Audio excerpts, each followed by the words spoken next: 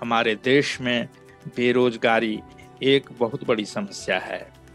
International labour organisation अर्थात ILO के report के अनुसार भारतवर्ष में लगभग 3.5% लोग अर्थात लगभग 4.5 करोड़ की आबादी के पास कोई जॉब नहीं है। साथ ही यह भी एक कटु सत्य है कि सरकार प्रत्येक व्यक्ति को नौकरी नहीं दे सकती है। ऐसी परिस्थिति में बेरोजगार व्यक्ति के पास व्यवसाय या बिजनेस का एक साधन है, परंतु उसकी सबसे बड़ी समस्या है कि उसके पास बिजनेस के लिए पूंजी की कमी होती है। ऐसे लोगों के लिए प्रधानमंत्री रोजगार सृजन कार्यक्रम अर्थात PMEGP एक वरदान के समान है। इस वीडियो में आज मैं इसी विषय पर विस्तृत एवं सटीक जानकारी दूंगा। दोस्तों, औद्योगिक क्रांति के समय से ही प्रत्येक बिजनेस, चाहे वह सफल हुआ है या असफल, 5M को अवश्य अपनाया है। वह 5M है: मैन, मटेरियल्स, मशीन्स, मिनट्स और मनी। मैन मतलब मानव संसाधन, बिना मानव के बिजनेस की कल्पना व्यर्थ है। मटेरियल अर्थात कच्चा माल या रॉ मटेरियल। मशीन, इसके बिना भी बिजनेस मुश्किल है। मिनट्स अर्थात टाइम मैनेजमेंट मतलब सही समय पर सही काम। ये चारों तो ठीक है, परंतु 5वां M अर्थात मनी के बिना बिजनेस के बारे में सोचना भी व्यर्थ है। अतः आज की तिथि में पूंजी ही सफल बिजनेस का महत्वपूर्ण आधार है। तो इस परेशानी या समस्या का रामबाण है prime minister's employment generation programme अर्थात PMEGP। तो दोस्तों, सबसे पहले मैं PMEGP के उद्देश्य के बारे में बताना चाहता हूँ। PMEGP के प्रमुख उद्देश्य हैं ग्रामीण एवं शहरी एरिया में स्वरोजगार के माध्यम से रोजगार की व्यवस्था करना, ट्रेडिशनल व कुशल कारीगर एवं बेरोजगार युवक को रोजगार देना, ग्रामीण युवा का शहर की ओर पलायन रोकना। PMEGP स्कीम भारत सरकार के द्वारा अप्रैल 2008 में लाई गई थी। यह स्कीम प्रधानमंत्री रोजगार योजना अर्थात PMRY एवं रूरल एम्प्लॉयमेंट जनरेशन प्रोग्राम अर्थात REGP के स्थान पर लाई गई है, जो दिनांक 31 मार्च 2008 को ही बंद हो गई थी। यह स्कीम भारत सरकार के MSME मंत्रालय के अंतर्गत खादी एवं विलेज इंडस्ट्रीज कमीशन अर्थात KVIC के द्वारा चलाई जा रही है। ग्रामीण क्षेत्रों में इसका nodal agency district industries centre अर्थात DIC है, जबकि शहरी क्षेत्रों में स्टेट खादी एवं विलेज इंडस्ट्रियल कमीशन KVIC है। भारत सरकार के द्वारा जो सब्सिडी मिलती है वह राशि KVIC के माध्यम से बैंक के द्वारा ही बेनिफिशियरी को दे दी जाती है। PMEGP के अंतर्गत फंडिंग 2 प्रकार से किए जाते हैं। पहला, नए व्यवसाय प्रारंभ करने हेतु एवं दूसरा PMEGP या मुद्रा लोन के माध्यम से जारी व्यवसाय के फर्दर अपग्रेडेशन के लिए। पहले मैं नए व्यवसाय के लिए लोन के बारे में बताऊंगा। यदि आप सामान्य वर्ग से आते हैं तो प्रोजेक्ट कॉस्ट का 10% खुद आपको वहन करना पड़ेगा, लेकिन यदि आप SC, ST, OBC, अल्पसंख्यक, महिला, फिजिकली हैंडीकैप्ड या फिर नॉर्थ ईस्ट क्षेत्र में रहते हैं या हिल या फिर बॉर्डर एरिया के निवासी हैं तो आपको प्रोजेक्ट कॉस्ट का मात्र 5% ही खुद वहन करना पड़ेगा। अब यदि गवर्नमेंट सब्सिडी की बात करें तो यदि आप सामान्य वर्ग से आते हैं और शहरी क्षेत्र में हैं तो सब्सिडी प्रोजेक्ट कॉस्ट का 15% एवं ग्रामीण क्षेत्र में हैं तो सब्सिडी 25% मिलेगा। परंतु यदि आप सामान्य वर्ग को छोड़कर अन्य किसी वर्ग से आते हैं तो शहरी होने की स्थिति में 25% एवं ग्रामीण क्षेत्र की स्थिति में 35% गवर्नमेंट सब्सिडी मिलेगा।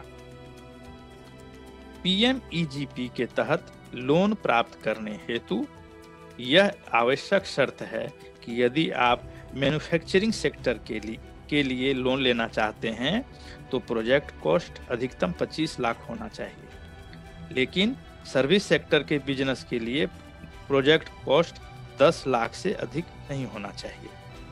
प्रोजेक्ट कॉस्ट में से स्वयं के द्वारा मतलब जो लोन लेते हैं उनके द्वारा लगाई गई पूंजी एवं गवर्नमेंट सब्सिडी को घटा देने के बाद जो अमाउंट बचता है वही अमाउंट बैंक टर्म लोन के रूप में देता है। इसे ठीक से समझने हेतु एक एग्जाम्पल मैं देता हूं। तो मान लीजिए कि कोई यूनिट है, उसका प्रोजेक्ट कॉस्ट है 100 रुपये। अब उसमें जो जिनका यूनिट है वो अपना कंट्रीब्यूट, और अगर वो आदमी शेड्यूल्ड कास्ट कैटेगरी के हैं तो नियमानुसार उन्हें अपना कंट्रीब्यूशन 5 रुपया लगाना होगा जब वो लोन लेंगे। और मान लेते हैं कि वो रूरल एरिया से बिलोंग करते हैं तो ऐसे स्थिति में सरकार के द्वारा उनको सब्सिडी मिलेगा 35 रुपया। तो जब ये अपना स्वयं का बेनिफिशियरी कंट्रीब्यूशन और सब्सिडी दोनों को जोड़ देते हैं तो 5 और जोड़ देते हैं 35 तो 40 हो जाएगा। अब इस 40 को टोटल प्रोजेक्ट कॉस्ट से अगर घटा देते हैं तो शेष रुपया होता है 60। इसका अर्थ है कि बैंक जो टर्म लोन उनको देगा वो 60 रुपया ही देगा। अब यदि कोई व्यक्ति पहले से ही पीएमईजीपी या मुद्रा लोन लेकर बिजनेस कर रहा है और आगे का डेवलपमेंट करने हेतु लोन लेना चाहता है तो उसे अपने प्रोजेक्ट कॉस्ट का 10% खुद ही खर्च करना होगा। गवर्नमेंट सब्सिडी उसे 15% मिलेगा, जबकि नॉर्थ ईस्टर्न रीजन या हिल स्टेट में रहने वाले को गवर्नमेंट सब्सिडी 20% मिलता है। परंतु अपग्रेडेशन के लिए प्रोजेक्ट कॉस्ट मैन्युफैक्चरिंग सेक्टर के लिए 1 करोड़ एवं सर्विस सेक्टर के लिए अधिकतम 25 लाख ही होना चाहिए। अब पीएमईजीपी के लिए अप्लाई कौन कौन कर सकता है? तो इसके लिए शर्त क्या है? तो न्यूनतम उम्र 18 वर्ष होना चाहिए। आवेदक के लिए आय की कोई सीमा नहीं है। शैक्षणिक योग्यता न्यूनतम 8वीं पास होनी चाहिए। सेल्फ हेल्प ग्रुप भी आवेदन कर सकते हैं। सोसाइटी, प्रोडक्शन कोऑपरेटिव सोसाइटी एवं चैरिटेबल ट्रस्ट भी आवेदक हो सकते हैं। अब यदि कोई एग्जिस्टिंग यूनिट अपने अपग्रेडेशन के लिए लोन लेना चाहता है तो उसके लिए ये शर्त जरूरी है। पीएमईजीपी के तहत पूर्व में प्राप्त मार्जिन मनी, जिसको सब्सिडी कहते हैं, वो सक्सेसफुली एडजस्ट हो जाना चाहिए। पीएमईजीपी या मुद्रा लोन के पहले के लोन का किस्त समय पर चुकता हो जाना चाहिए। वर्तमान यूनिट फायदे में हो और उसके विकास की अच्छी संभावनाएं हो। अब यह जानना आवश्यक है कि पीएमईजीपी के आवेदन के लिए ये सब डॉक्यूमेंट कैंडिडेट के पास रेडी रहना चाहिए। सबसे पहले Aadhaar card, PAN card, caste certificate, special category certificate अगर जरूरी हो तो, रूरल एरिया का certificate, project report, education, EDP, skill development training certificate. इतना सर्टिफिकेट अगर इंडिविजुअल है तो उसको रखना जरूरी है। लेकिन अगर लोन अप्लाई करने वाला इंस्टीट्यूशन है, जैसे ट्रस्ट है, सोसाइटी है, तो तो उनको सेल्फ अटेस्टेड कॉपी रखना होगा इन चीज़ों का, जैसे रजिस्ट्रेशन सर्टिफिकेट, ऑथराइजेशन लेटर और कॉपी ऑफ बायलॉज भी चाहिए, जिसमें कि ऑथराइज किया होना चाहिए सेक्रेटरी को कि ये आदमी लोन के लिए अप्लाई कर सकते हैं। उसके बाद सर्टिफिकेट ऑफ स्पेशल कैटेगरी अगर जरूरत हो तो। अब जो है पीएमईजीपी के तहत आवेदन करने के तरीका के बारे में अब मैं बताऊंगा। पीएमईजीपी के लिए केवल ऑनलाइन के माध्यम से अप्लाई होता है, मैनुअल एप्लीकेशन एक्सेप्ट नहीं होता है। एप्लीकेशन पीएमईजीपी के ई पोर्टल पर ही देना होता है। इंडिविजुअल और इंस्टीट्यूशनल एप्लीकेंट के लिए अलग अलग एप्लीकेशन इस पोर्टल पर उपलब्ध है। ऑनलाइन अप्लाई करने के लिए इस स्लाइड पर बड़े बड़े अक्षरों में लिखे गए वेबसाइट को ओपन करना है। जब आप इसे ओपन करेंगे तो वह इस तरीके से दिखेगा। तो जब इसको हम ओपन करेंगे तो ये विंडो ओपन हो जाएगा, जिसमें लिखा हुआ है prime minister's employment generation programme. इसको जब देखेंगे ध्यान से तो सबसे ऊपर में दिया हुआ है for upgradation oblique expansion of existing PMEGP REGP Mudra unit. ये उनके लिए है जो ऑलरेडी यूनिट एग्जिस्ट कर रहा है और फर्दर अपग्रेडेशन के लिए लोन लेना चाहते हैं। तो वो जो पीला जो सर्किल में दिखाया गया है अप्लाई ऑनलाइन, उसको क्लिक करेंगे। लेकिन यहाँ मैं बात कर रहा हूँ वैसे व्यक्ति के लिए जो अपने न्यू यूनिट के लिए अप्लाई कर रहे हैं। तो अब उसमें दो भाग हो गए। एक तो अगर इंडिविजुअल है तो इंडिविजुअल में जो ग्रीन कलर से घेरा किया गया है उसको क्लिक करेंगे। लेकिन अगर वो अदर देन इंडिविजुअल है, मतलब ट्रस्ट है, सोसाइटी है, तो वो तीसरा जो घेरा है लाल कलर से घेरा हुआ उसको क्लिक करेंगे। तो पहले मैं यहाँ बता रहा हूँ इंडिविजुअल के रूप में कि यदि कोई यूनिट खोलना चाहते हैं एज एन इंडिविजुअल तो वो जो हरे रंग से जो घेरा किया गया हुआ है उसको क्लिक करेंगे। जब वो उसको क्लिक करेंगे तो ये आगे ऐसा खुलेगा। अब इसमें सबसे पहले जो ऊपर में दिया हुआ है आधार नंबर उसमें डाल देना है। उसके बाद आवेदक का नाम डालना है दूसरे नंबर में। तीसरे नंबर में डालना है स्पॉन्सरिंग एजेंसी। अब वो अगर ग्रामीण क्षेत्र में है, शहरी क्षेत्र में है तो उसके अनुसार जैसे डीआईसी डालना है या उसके अनुसार डालना है। और 5वें नंबर पर अपना जिला डालना है। 6 नंबर पर उसमें 6 नंबर छोड़ देना है। 7 नंबर हो गया लीगल टाइप, वो कैसा है तो इंडिविजुअल, तो यहाँ इंडिविजुअल अपने आप सेलेक्ट हो गया। उसके बाद अपना लिंग देना है, डेट ऑफ बर्थ डालना है। उसके बाद सामाजिक श्रेणी, अगर वो general category SC ST category में आते हैं तो वो डाल देना है। अगर स्पेशल कैटेगरी है तो वो डालना है। अपना क्वालिफिकेशन डालना है 11 नंबर में। 12 नंबर में अपना एड्रेस डालना है, डिटेल उसमें मोबाइल नंबर, ईमेल एड्रेस सारा डालना है। पैन नंबर अपना पैन डालना है।